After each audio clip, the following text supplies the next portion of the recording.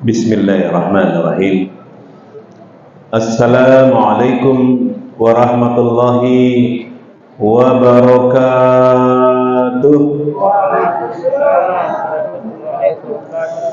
Jamaah. Oh jamaah. Alhamdulillah. Masih kuat? Masih semangat? Lebih cepat, lebih baik atau lanjutkan?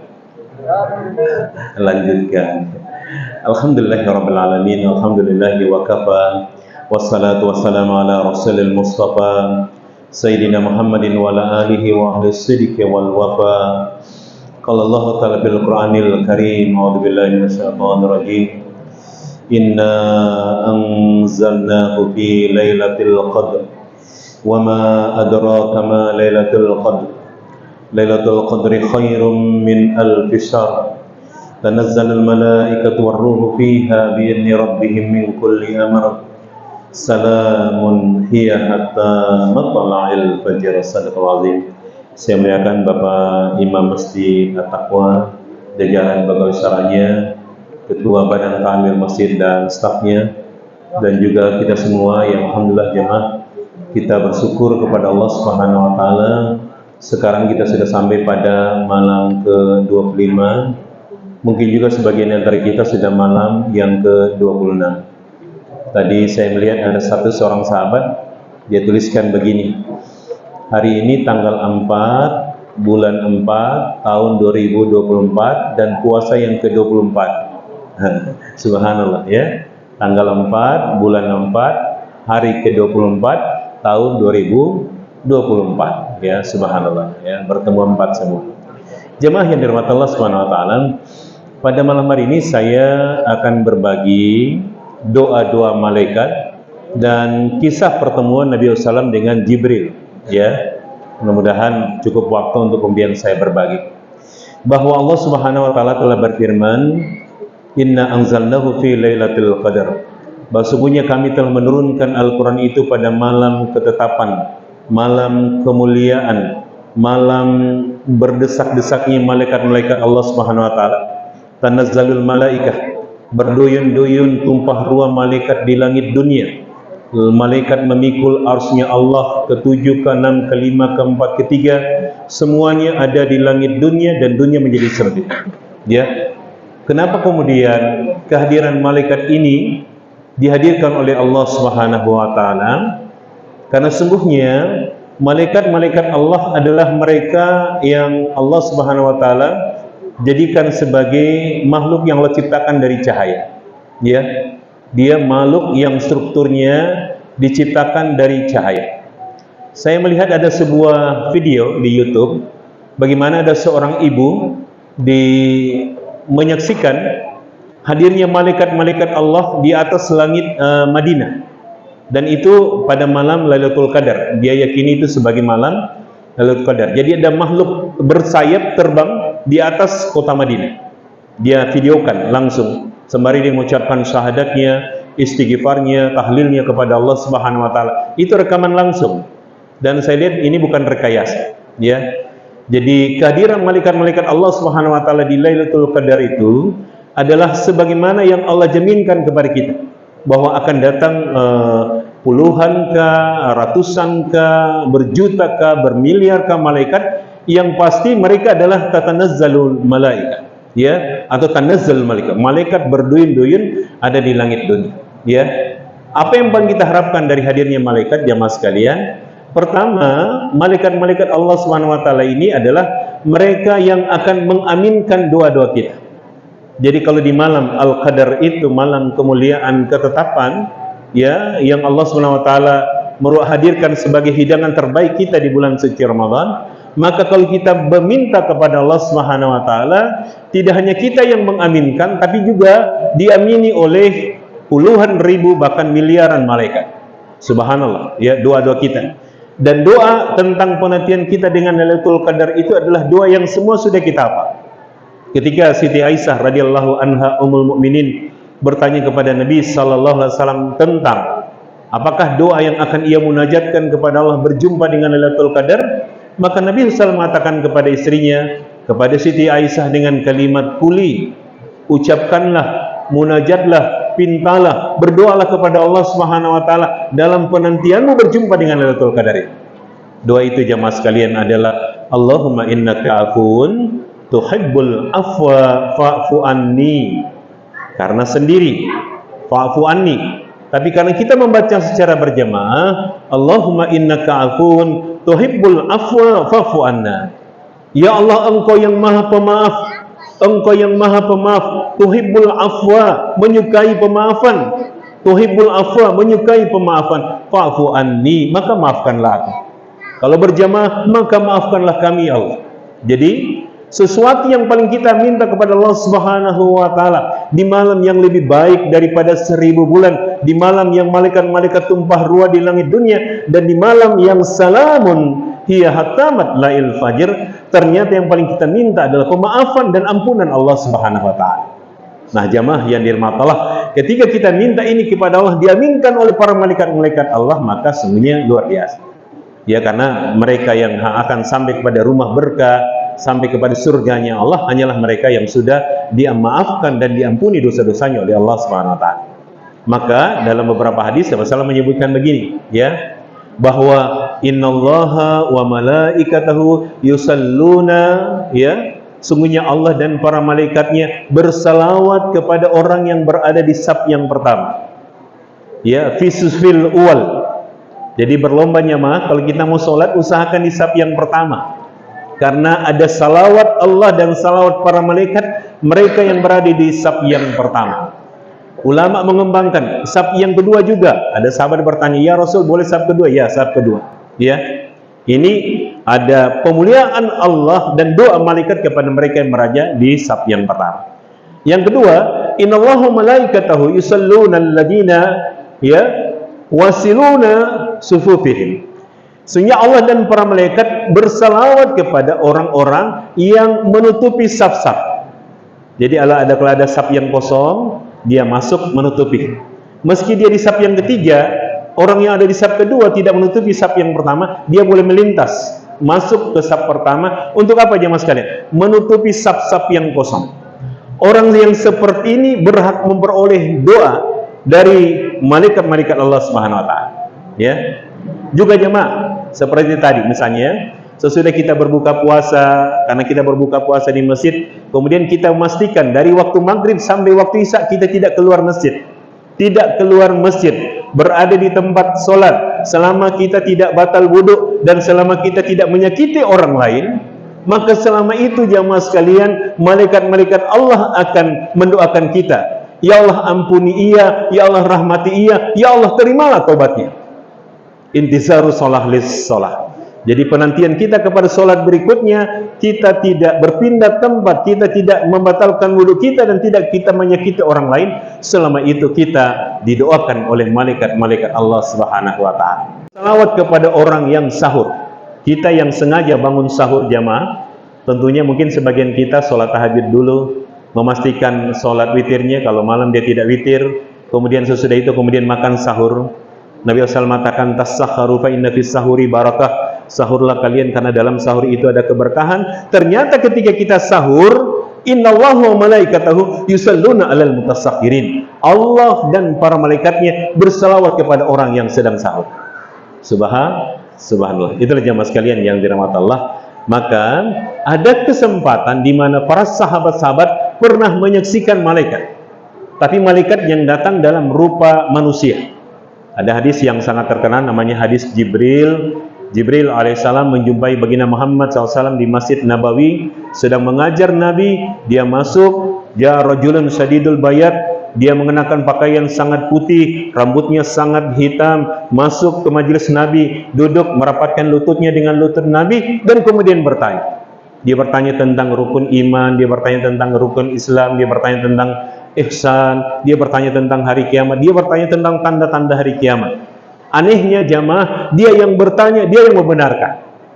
Dan ternyata ketika dia pergi jamaah sekalian, sahabat masih heran-heran. Kemudian Nabi SAW mengatakan, tahukah kalian siapa yang datang tadi? La nadri, kami tidak tahu ya Rasul siapa yang datang tadi. Nabi SAW mengatakan bahwa tadi ada yang datang adalah Jibril dalam rupa manusia. Jibril datang dan dia mengajarkan kepada kalian tentang dasar-dasar agama kalian. Subhanallah. Nah, jemaah sekalian, saya mau tutup ceramah saya yang berbatas ini dengan sebuah kisah. Ini ada dalam hadis riwayat Imam Bukhari yang sumbernya dari Abu Zar Al-Ghifari, seorang Abu Zar yang berasal dari suku Ghifar. Begini jemaah, sudah 3 jemaah yang dirahmati Allah Subhanahu wa taala, Nabi sallallahu alaihi wasallam di tengah malam, sekitar jam 11 jam 12 waktu kita, di tengah malam beliau dari rumahnya keluar sendirian. Dari rumahnya, ini perjumpaan Nabi dengan Jibril. Di tengah malam beliau keluar sendirian, dan ternyata semua sudah istirahat. Sahabat-sahabatnya semua istirahat, ya. Tapi ada satu orang sahabat yang bernama Abu Zar ada di luar. Dalam keadaan dia juga kemudian belum tidur. Dia ada di tempat yang terbuka. Ketika dia melihat Nabi keluar dari rumah jamaah, dari rumah sendiri di tengah malam itu, maka kemudian muncul dalam perasaannya, dia heran, kenapa Nabi SAW keluar di tengah malam ini? Apa yang terjadi pada Nabi? Dan dia hendak kemana? Hendak kemana perginya baginda Muhammad SAW?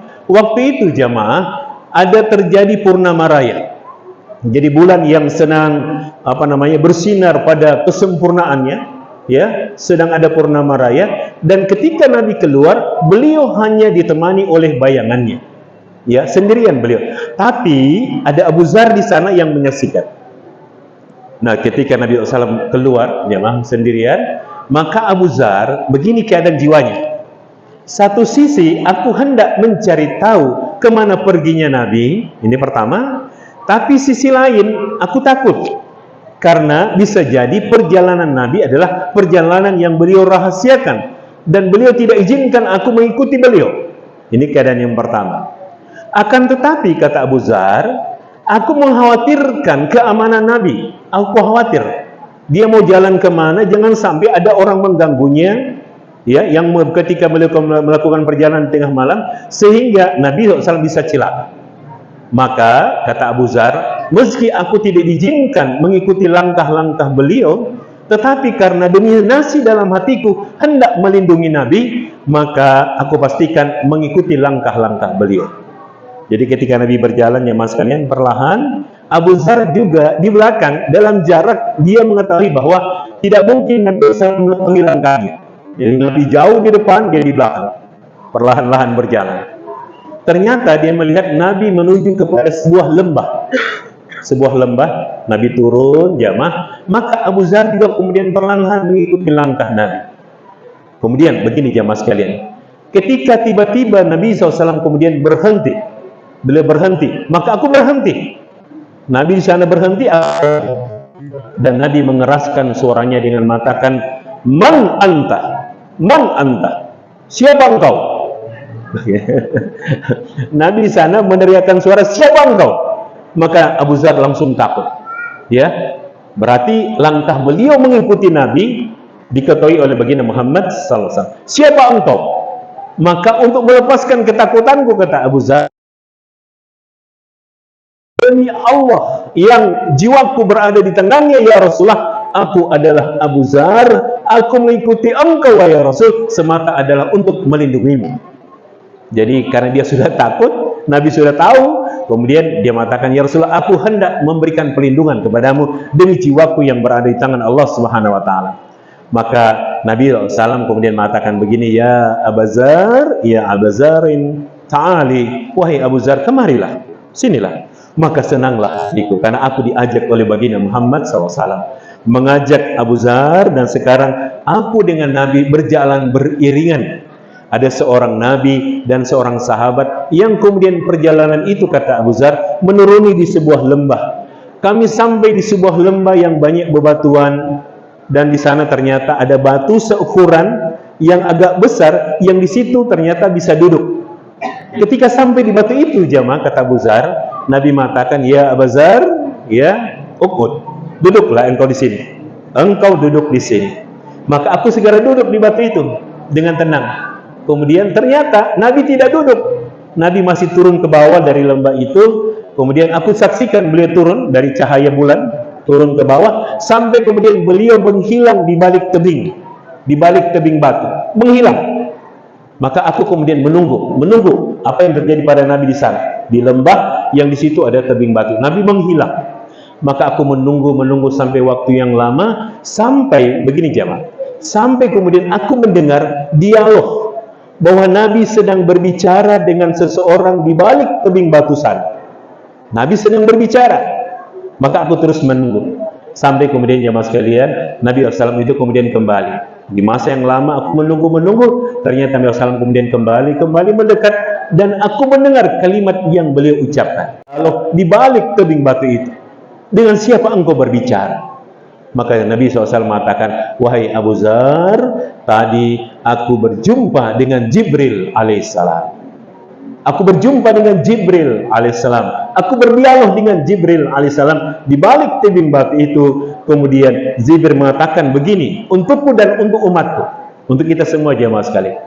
Maka Jibril mengatakan kepadaku, ini hadis diriwayatkan Imam Bukhari.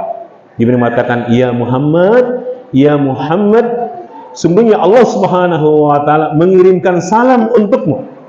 Salamullahi alaika. Allah menyampaikan salam untukmu. Nabi membalas salam itu. Kemudian untuk kita semua, Jibril mengatakan, ya Muhammad, basyir ummatak, berikanlah kabar gembira kepada umatmu. Basyir ummatak, berikan kabar gembira kepada umatmu.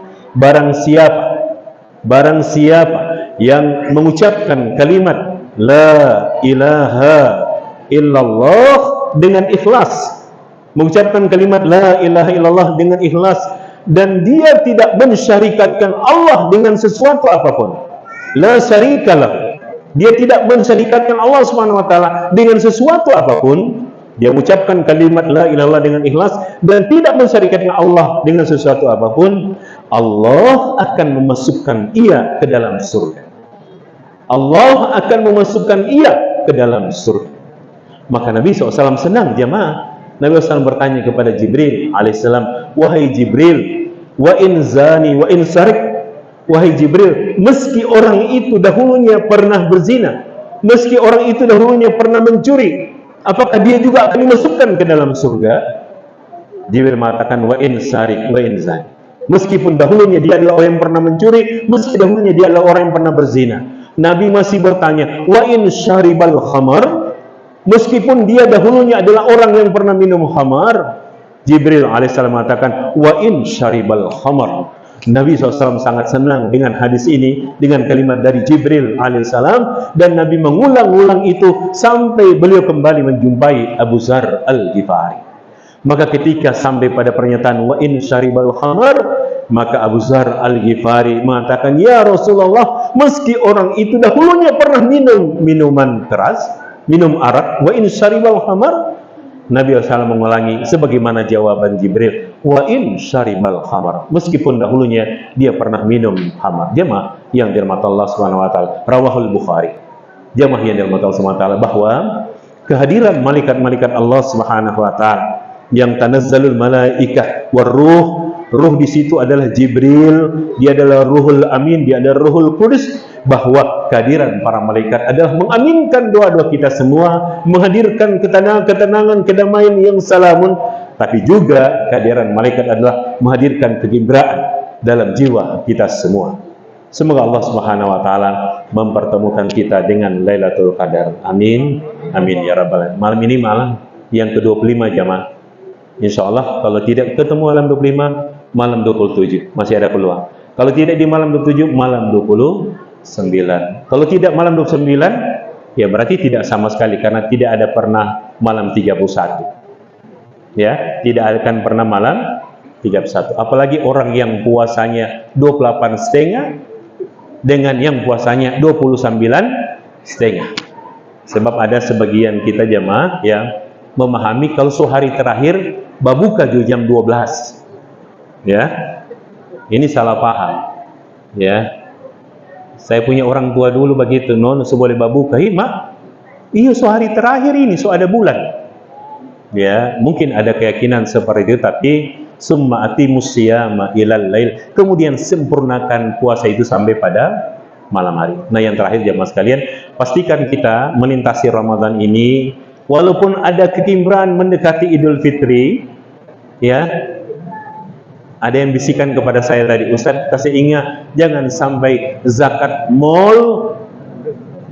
mal lebih dahulu daripada zakat mahal. Jamaah, subhanallah, pastikan zakat mal sebelum zakat mal. ini Ustaz ada di mana ini jamaah ini, ada di mana? Ada di mana? Saya bilang mereka sedang sholat di masjid yang lain. Oh nyanda Ustaz, ada di sana dorang. Di sana. Nyanda enggak, ada di masjid lain. Kita baik sangka saja ya. Ya, ini waktu hari pertama anak-anak dapat usir toh? Di luar nono, di luar nono. Nah, sekarang anak-anak tumpangi ulang, masuk ulang. Karena mulai lebar ini pembawa acara sana, besanar, ya. Ini masjid sudah pelia luas, tapi bersabar. Berjanjilah jamaah sekalian tuntaskan Ramadan ini dengan kesempurnaan. Insya Allah. Mau sholat tarawih sampai akhir toh? Jamaah, mau sholat tarawih sampai akhir toh? Betul-betul. Bersumpah. Setelah demikian jamaah yang dirahmati Allah, semua berkah untuk kita semua. Pastikan harta kita sudah disucikan dengan zakat, khususnya zakatul fitrah. Ya, amal puasa kita ya ta'allaq bainas sama'i wal ard. Amal puasa kita akan tergantung antara langit dan bumi selama kita belum bayar zakatul fitrah. Tidak diterima puasa kita. Di dalam sebuah hadis baginda Muhammad SAW, kita berjuang, sucikan jiwa kita, sucikan harta kita. Khuz min amwalihim sadaqatan tutahhiruhum wa tuzakkihim biha wa shalli 'alaihim inna salataka sakanul lahum. Bersih suci jiwa kita, bersih suci harta kita. Insya Allah demikian. Billahi fi sabilil haq. Wallahu musta'an. Wallahu muwaffiq ila aqwamit thariq nun wa la qalami wa ma yasrun nasrun minallahi wa fatun qarib. Wa basyiril mu'minin. Assalamualaikum warahmatullahi wabarakatuh.